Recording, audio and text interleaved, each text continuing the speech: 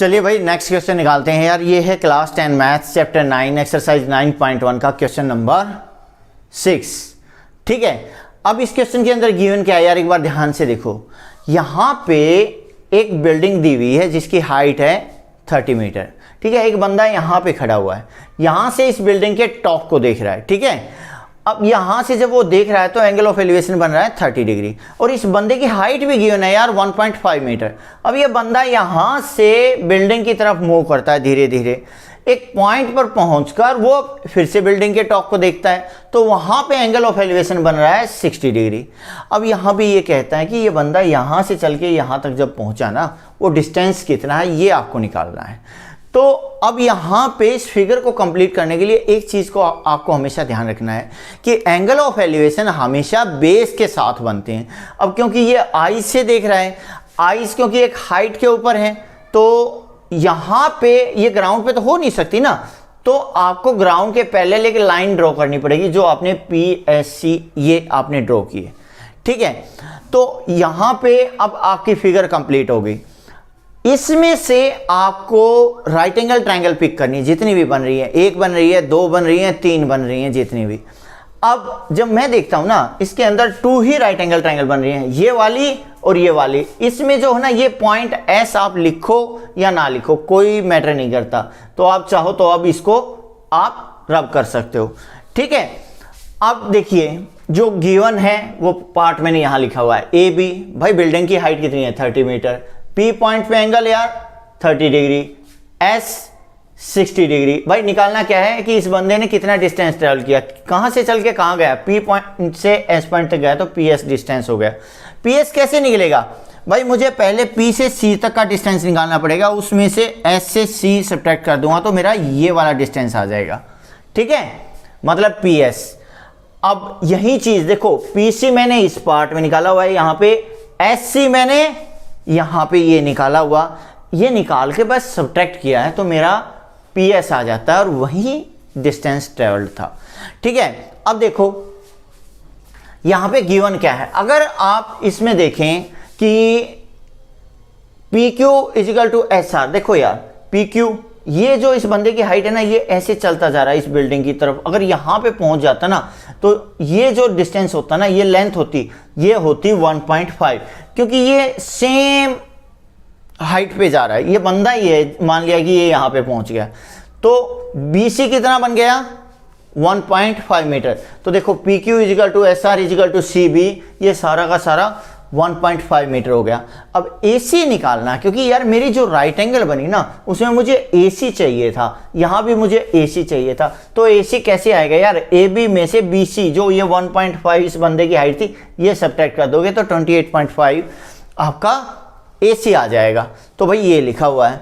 अब right angle triangle ये थी SCA, भाई ये आपको पता है, ये आपको निकालना है, क्योंकि SC निकालना आपकी रिक्वायरमेंट है यहाँ पे। ठीक है, कौन सी ट्रिग्नोमेट्रिक रेशियो दिमाग में आती है भाई, टेंजेंट वाली, क्योंकि टेंजेंट ऑफ 60 डिग्री क्या बना, परपेंडिकुलर बाई बेस, मतलब AC बाई SC। भाई वैल्यूज पुट करो यार, AC की वैल्यू कितनी है 28.5, SC निकालना है यार एज इट इज। टेंजेंट 60, अगर टेबल में देखें यार, टेंजेंट 60 कहाँ पे, ये रहा टेंजेंट 60, ये रहा, ये आ गया टेंजेंट 60 √3 यार, ये पुट कर दिया। अब ये वाला पार्ट फ्रैक्शन में है, ये वाला नहीं है, लेकिन आपको पता है कि यार जब ऐसा कोई स्ट्रक्चर आता है ना आपके पास, तो आप क्या करते हो, क्रॉस मल्टीप्लिकेशन।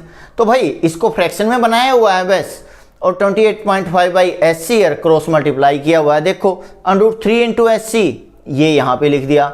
28.5 इंटू 1 क्या आएगा 28.5, ये यहाँ लिख दिया। SC क्या आ गया यार √3 नीचे चला गया, 28.5 बाई √3। फिर क्या करते हो यार, डिनोमिनेटर में कभी √ होता है, नहीं होना चाहिए ना, क्या किया, रेशनलाइज किया। ठीक है ना, √3 से ऊपर नीचे क्या आ गया 28.5 √3 बाई, भाई √3 इंटू √3 क्या होता है 3, ये लिख दिया।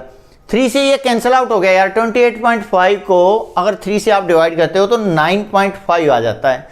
तो मेरा यार SC कुल मिला के यहाँ पे आ गया 9.5 √3। अब यार दूसरी राइट एंगल ट्रायंगल को देखो ध्यान से। अब इस राइट एंगल ट्रायंगल में 30 डिग्री का एंगल बन रहा है। ठीक है जी, अब 30 डिग्री का एंगल, ये वाली साइड आपको दी हुई है परपेंडिकुलर, और ये बेस जो है ये आपको निकालना है, क्योंकि देखो यार पीसी आपकी निकालना आपकी रिक्वायरमेंट बन गई है यहाँ पे। अब टेंजेंट बनता है ट्रिग्नोमेट्रिक रेशियो अगर देखें तो दिस बाई दिस, तो टेंजेंट 30 डिग्री क्या बना, परपेंडिकुलर बाई बेस। परपेंडिकुलर कौन सा है भाई, ये वाला मेरा परपेंडिकुलर, ये मेरा बेस। लिखो AC बाई PC। भाई AC की वैल्यू 28.5, PC मुझे निकालना है।